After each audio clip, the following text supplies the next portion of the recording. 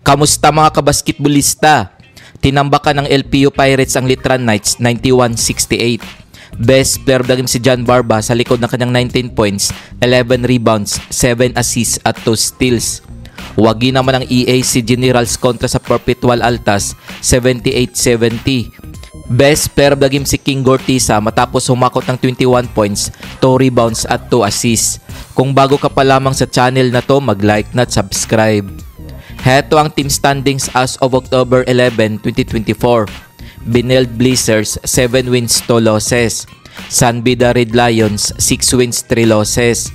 Mapua Cardinals 6 wins 3 losses. Litran Knights 6 wins 4 losses. EAC Generals 5 wins 5 losses.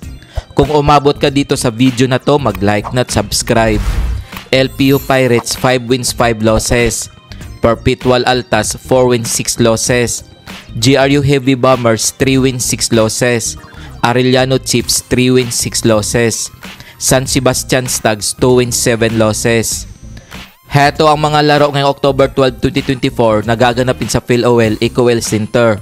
Magtutos ang San Beda Red Lions at Arellano Chiefs alas 11 ng umaga.